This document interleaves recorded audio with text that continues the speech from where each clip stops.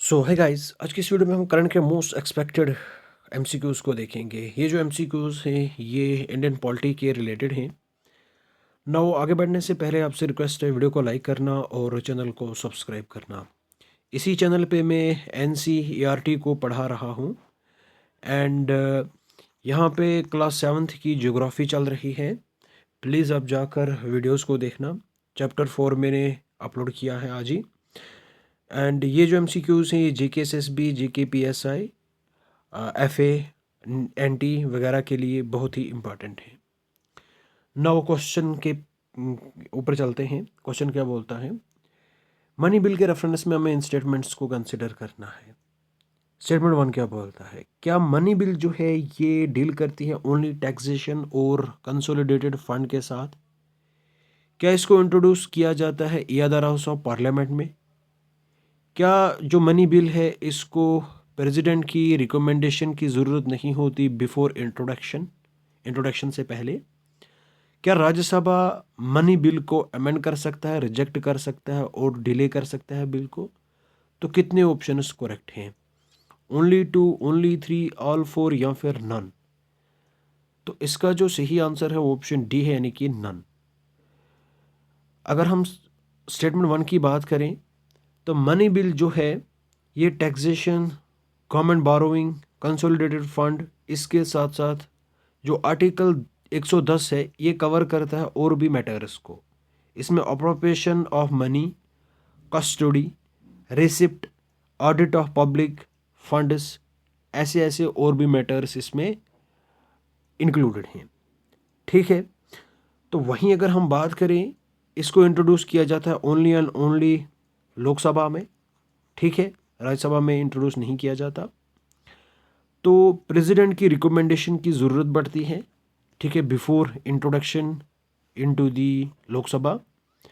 राज्यसभा ना ही अमेंड कर सकता है, नहीं रिजेक्ट कर सकता है, नहीं डिले कर सकता है।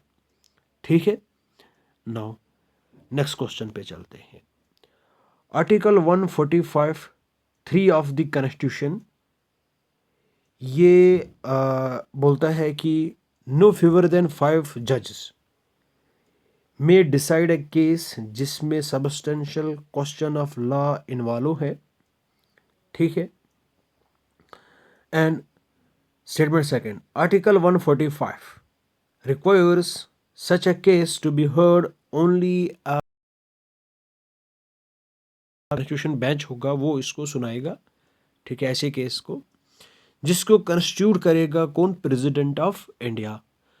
तो इसका सही आंसर क्या हो सकता है? कौन से ऑप्शन करेक्ट हैं? Both statement 1, 2 are correct. Statement 2 जो है वो करेक्ट एक्सप्लेनेशन है 1 के लिए। बोथ 1 एंड 2 करेक्ट हैं। स्टेटमेंट सेकंड जो है ये करेक्ट एक्सप्लेनेशन नहीं है 1 के लिए। स्टेटमेंट 1 करेक्ट है लेकिन स्टेटमेंट सेकंड करेक्ट नहीं है। स्टेटमेंट 1 इनकरेक्ट है लेकिन स्टेटमेंट सेकंड करेक्ट है। तो इसका आंसर जो है वो ऑप्शन सी है। स्टेटमेंट 1 करेक्ट है लेकिन स्टेटमेंट सेकंड करेक्ट नहीं है। तो अगर हम बात करें स्टेटमेंट सेकंड की करेक्ट क्यों नहीं है, तो ये जो आर्टिकल 145 सब क्लास 3 है ये नहीं कहता कि जो बेंच है इसको कंस्टिट्यूट करेगा प्रेसिडेंट ऑफ इंडिया, बल्कि ये जो आर्टिकल 145 सब क्लास 3 है ये बताता है कि constitution bench of supreme court इसको कंस्टिट्यूट करेगा चीफ जस्टिस ऑफ इंडिया। इस वजह से स्टेटमेंट सेकंड इनकोरेक्ट है। स्टेटमेंट 1 तो हमारा करेक्ट है। मोर देन 5 जजेस उस केस को सुनाएंगे जिसमें substantial question of law involve है। ठीक है, आई समझ में बात। नाउ नेक्स्ट क्वेश्चन के ऊपर चलते हैं। फॉरेनर्स ट्रिब्यूनल के रेफरेंस में हमें इन स्टेटमेंट्स को कंसिडर करना है। Foreigners tribunal are established by the central government. Central government इसको एस्टेब्लिश करती है अंडर द फॉरेनर्स एक्ट 1946, ताकि हम डिटरमाइन कर सके कौन सा पर्सन फॉरेनर है या इंडियन सिटीजन है। क्या ये क्वासी जुडिशल बॉडी है एंड डिस्ट्रिक्ट मजिस्ट्रेट के पास पावर है, वो रेफर कर सकता है केस को ट्रिब्यूनल के पास या वो सेटअप कर सकता है ट्रिब्यूनल। तो कौन सा स्टेटमेंट करेक्ट है? कितने स्टेटमेंट, हाउ मनी, कितने स्टेटमेंट्स करेक्ट हैं? ओनली 1, ओनली 2 या फिर ऑल या फिर नन? इसका सही आंसर ऑप्शन बी है, यानी कि यहाँ पे 2 ही स्टेटमेंट करेक्ट है। ये क्वासी जुडिशल बॉडीज होती हैं। डिस्ट्रिक्ट मजिस्ट्रेट के पास पावर होता है, वो किसी भी केस को रेफर कर सकता है ट्रिब्यूनल के पास या फिर ट्रिब्यूनल को सेटअप कर सकता है। वहीं अगर हम बात करें तो स्टेटमेंट 1 की, स्टेटमेंट 1 ये बोलता है कि जो फॉरेनर ट्रिब्यूनल से इनको कंस्टिट्यूट करती है central government under the foreigners tribunal order 1946, and ये फंक्शन करता है किसके अंडर, इसको गवर्न किया जाता है बाय द फॉरेनर्स एक्ट 1946। तो यहाँ पे इन्होंने ये वाला मिस कर दिया, इस वजह स्टेटमेंट 1 इनकरेक्ट है। नाउ नेक्स्ट क्वेश्चन के ऊपर चलते हैं। एक क्वेश्चन मिस हो गया, sorry for that. With reference to the adjournment motion consider the following statement. Adjournment motion के रेफरेंस में हमें इन स्टेटमेंट्स को कंसिडर करना है। क्या अजॉर्नमेंट मोशन ये एक फॉर्म है सेंसर ऑफ द गवर्नमेंट? ठीक है। क्या इसने अपनी जर्नी को स्टार्ट किया है इंडिया में under the rules of the pre independent by cameral legislator established under the government of India act of 1919? तो इसका सही आंसर क्या हो सकता है? 1 only, 2 only, both 1 and 2, near 1 nor 2। तो इसका सही आंसर जो है ऑप्शन मेरे हिसाब से सी है, यानी कि both 1 and 2 is the correct answer. Adjournment motion जो है ये फॉर्म है सेंसर की ऑफ द गवर्नमेंट। ये ऑरिजिनेट हुआ in the house of Commons in United kingdom. इसकी जर्नी स्टार्ट हुई इंडिया में under the rule of pre independent by cameral legislature, जिसको एस्टेब्लिश किया under the government of India act of 1919।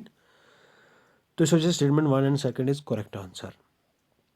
ठीक है, आई बात समझ में? Now central assembly and legislative council members cold move the adjournment motion in either house. ठीक है, presiding officer जो हाउस का होता है वो अलाउ करता है एडजॉर्नमेंट मोशन को। ठीक है, because members did not have other procedural device for rising urgent matters.